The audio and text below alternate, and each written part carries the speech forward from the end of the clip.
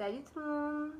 Donc je voulais vous partager un peu ce que le Seigneur m'a appris ces derniers temps et j'espère que ça va vous édifier puis je crois que ça va encourager plusieurs. Donc en fait souvent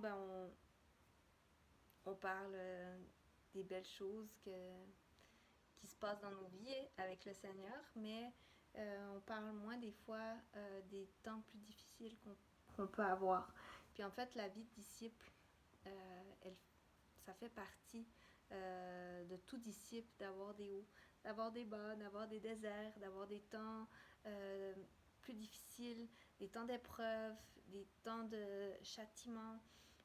Toutes ces choses en fait, et puis, mais c'est nécessaire, puis ça fait partie du cheminement. Donc, aujourd'hui, je voulais justement vous parler d'un temps plus difficile que j'ai eu. Et en fait, au départ, je veux vous parler euh, de ce que le Seigneur m'a montré par rapport à une de ses armes spirituelles qu'il nous donne, dans Éphésiens 6. On pourrait aller lire au verset 13 à 14. Mais en fait, je vais vous lire. Donc, Éphésiens 6, 13 et 14. C'est pourquoi prenez toutes les armes de Dieu afin de pouvoir résister dans le mauvais jour et tenir ferme après avoir tout surmonté. Tenez donc ferme, ayez à vos reins la vérité pour ceinture. Donc je vais juste m'arrêter là. Donc en fait, il nous parle euh, de d'avoir ces armes pour pouvoir résister contre toutes les ruses du diable qui voudraient venir contre nous. Et en fait, il parle d'avoir à nos reins la vérité pour ceinture. Donc la vérité pour ceinture. Et en fait, je crois que la vérité, c'est la parole que Dieu nous donne. Sa parole est vérité. Et en fait, il y a plusieurs mois, j'ai eu une période où je lisais la Bible, puis j'arrivais pas à me concentrer. Et c'était vraiment difficile, ça rentrait pas, j'avais pas de révélation, ça restait dans mon intelligence, mais ça faisait pas vraiment son effet dans mon cœur. Puis je le savais, puis ça m'attristait, je comprenais pas qu'est-ce qui se passait. Et puis, en fait, j'ai vraiment vu que avant, quand je lisais la Bible et tout ça, que j'avais ces révélations, que ça rentrait dans mon cœur, je sentais vraiment que j'étais soutenue et soutenue par la vérité et que mon identité, je savais qui j'étais, je savais comme la vérité de Dieu, puis j'étais pas ébranlable facilement. Mais là, à cause que cette période, j'étais pas nourrie par la parole et ça a fait que petit à petit, les mensonges de l'ennemi, les accusations sont venus d'une façon sournoise. Et cette fois-là, ben, je les ai crues. Et pourtant, c'était des choses que j'avais eu la victoire sur ces choses-là. C'est des choses du passé. Par exemple, la culpabilité. Puis ça, j'en avais été délivrée, j'avais été libérée de la culpabilité, puis je savais reconnaître quand l'ennemi venait m'accuser. Mais là, à ce moment-là, à cause que j'avais plus cette ceinture qui me soutient et qui me garde dans la vérité, et bien là, les accusations venaient, puis je commençais à les croire petit à petit. Ce qui a fait que ça m'a donné beaucoup de confusion. Ça a fait que je doutais même de ce que le Seigneur m'avait parlé, si j'entendais vraiment sa voix, si, en tout cas, toutes les choses que le Seigneur m'avait promis, je remettais tout en question. J'ai commencé à me comparer aussi aux autres. J'ai commencé à avoir de la jalousie. Et bien des choses, en fait, qui sont contre la parole de Dieu. Et donc, ça s'est fait d'une façon sournoise et tout ça. Puis, en fait, je me rendais bien compte que c'était pas. Que ça allait pas, il y avait quelque chose qui clochait. Puis, j'ai fait un jeûne, puis j'ai demandé au Seigneur qui m'amène vraiment à la lumière toutes les choses qui sont cachées dans mon cœur, puis que je puisse être comme qui enlève tout orgueil, qui monte tout orgueil et toutes choses qui sont dans ma vie qui lui déplaisent. Et puis là, j'ai fait un 21 jours, puis c'était beaucoup de nettoyage où le Seigneur venait creuser dans le cœur, puis me montrer des choses qui lui déplaisaient, puis des choses que j'en avais même pas conscience, des pensées et tout ça. Donc ça a été tout un processus. Et puis, en fait, à un moment donné, le Seigneur m'a montré, parce que là, je pleurais, puis je disais, Seigneur, je veux pas avoir cette vie sèche, loin de toi. Je veux être proche de toi. Et puis, là, ça n'a pas été long que le Seigneur m'a montré vraiment qu'est-ce qui amenait une séparation. Qu'est-ce qui faisait que j'empêchais que la parole, en fait, ne pouvait pas rentrer dans mon cœur. C'est qu'en fait, d'une façon sournoise, sans que vraiment je m'en suis pas rendu compte, j'ai commencé à aimer Dieu plus pour ce qu'il faisait que pour qui il est. Et puis, ça a eu une répercussion aussi sur moi-même aussi. J'étais devenue plus focusée sur mes œuvres que sur lui. Et puis, j'en étais vraiment attristée. Ça m'a tellement attristée parce que j'aime le Seigneur. Puis, je pensais que je l'aimais de tout mon cœur. Puis, quand j'ai eu cette révélation, j'étais comme, oh, comment j'ai pu faire ça? Puis, mais je m'en étais jamais rendu compte. Mais il me l'a montré clairement. Et je me suis vraiment repentie.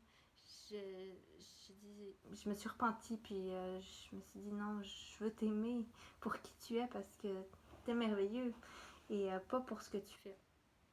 Donc à ce moment-là, ça a été très fort comme la repentance, puis j'ai senti son amour, sa miséricorde, son pardon, sa fidélité, sa patience. Et puis là, j'ai ouvert la parole et là, j'étais captivée par la parole. Elle rentrait comme je me nourrissais vraiment de la parole. Puis là, ça rentrait dans mon cœur. Je sentais que ça descendait. J'avais des révélations. Il m'ouvrait les yeux sur des choses, sur beaucoup d'affaires qui se passaient. Puis à ce moment-là, comme ça n'a pas été long, ça a vraiment été, je me suis repentie tout de suite. J'ai senti que j'étais de nouveau connectée, que j'étais de nouveau remplie de l'esprit, parce qu'à cause du péché, eh ben, le Saint-Esprit ne pouvait pas me remplir, je ne pouvais pas être remplie de son Esprit Saint à cause du péché. Puis ce qui fait que la parole de Dieu, ben, elle était inspirée par l'Esprit de Dieu.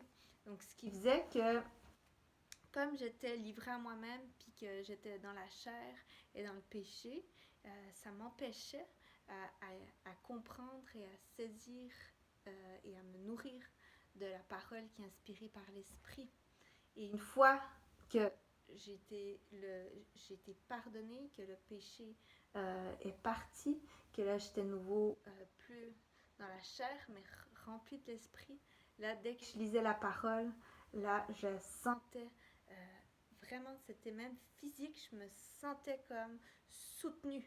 Puis j'étais soutenue par la vérité. Puis à ce moment-là, comme mon identité était plus ébranlée. Là, à nouveau, là, je savais qui j'étais. Et tous ces mensonges, ces accusations, toutes ces comparaisons, toutes ces jalousies, tout ça, elles sont parties. Je m'étais repentie, bien sûr. Mais tout ça, ça a parti. Et vraiment, j'ai senti une liberté dans tout ça. C'était vraiment... je savais ces choses-là, mais je les avais jamais vécues de cette manière-là. Et ça m'a beaucoup... ça m'a beaucoup parlé, dans le fond. Et sur la sanctification, combien c'est important de marcher dans la sainteté et de demander à Dieu de nous sonder si tout d'un coup on sent que la communion avec lui est plus aussi intime. C'est ça, je pense qu'il faut qu'on se pose la question des fois, qu'est-ce qui se passe? Et Jésus, c'est ça qu'il est venu faire. Il est venu restaurer cette intimité qu'on peut avoir avec le Père, puis c'est tellement précieux. Mais c'est ça, si on marche dans le péché, mais on s'éloigne. et puis on ne peut plus autant être connecté avec notre Père. Donc, c'est ça. Puis, dans le même temps, en fait, c'était même pas en lien, mais je suis tombée sur un livre. Et dans ce livre-là, ça parlait vraiment de ce que je vivais. Puis, il parlait que, justement, en fait, dans la vie chrétienne, en fait, il y a des temps où on a des épreuves. Puis, certaines épreuves, Seigneur les permet dans nos vies pour nous amener à l'endurance, pour nous amener à la patience, pour nous faire grandir, pour nous fortifier, pour nous affermir. Puis si on garde la confiance en Dieu, malgré l'épreuve, ben c'est ça que Dieu va faire en nous. Puis il y a aussi des autres sortes d'épreuves, mais qui sont un châtiment. Puis en fait, ces épreuves-là, comme ce que j'ai vécu dans le fond, c'est à cause d'un péché, à cause de quelque chose qu'on s'est détourné de Dieu. En fait, là, le Seigneur nous amène comme un châtiment. Et en fait, pourquoi il nous amène ce châtiment-là?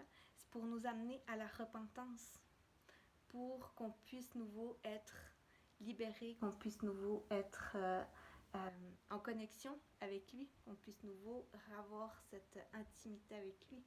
Donc, il fait pas ça parce qu'il est méchant, puis qu'il veut nous châtier, puis nous faire du mal, mais comme nous, avec nos enfants, on les corrige parce qu'on les aime, on veut le bien pour eux, donc on va les corriger s'ils font quelque chose de pas correct. Mais Dieu, c'est pour ça, il nous amène des fois des châtiments dans nos vies qui vont nous pousser à la repentance pour nous ramener à la communion avec lui, qui est tellement bon.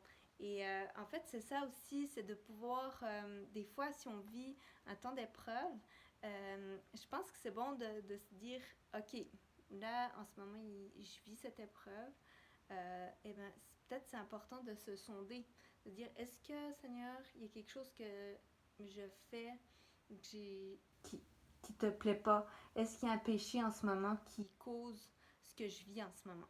Puis là, peut-être qu'il va nous amener, il va nous montrer quelque chose, peut-être qu'on va se repentir. Mais si là, ça continue, l'épreuve continue, peut-être que c'est pas un châtiment, mais peut-être que c'est juste une épreuve que le Seigneur permet pour nous amener à l'endurance, pour nous affermir, pour nous... toutes sortes de façons, dans le fond.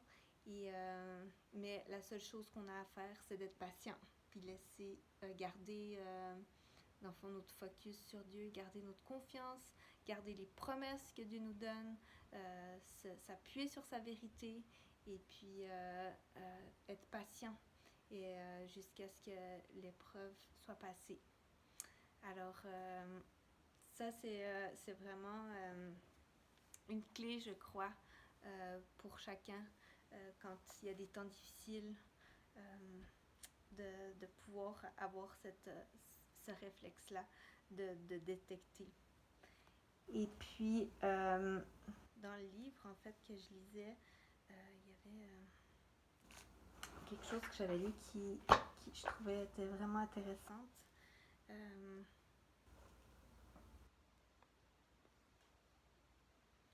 Donc, tant que l'homme reste dans la soumission à Dieu et son âme dans la soumission à l'Esprit Saint, l'homme fonctionne en harmonie avec Dieu et avec lui-même. Mais si à un moment quelconque, l'homme réaffirme sa rébellion contre Dieu, son âme n'est plus soumise à son esprit et l'harmonie interne est brisée. Cela signifie qu'il y a une tension constante contre l'esprit et l'âme. Il est impératif pour un soldat de Dieu de maintenir l'ordre intérieur.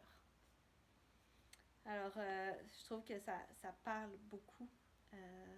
Ça, en fait, c'est un peu ce que je vous partage là. Combien c'est important qu'on soit soumis à l'esprit, qu'on soit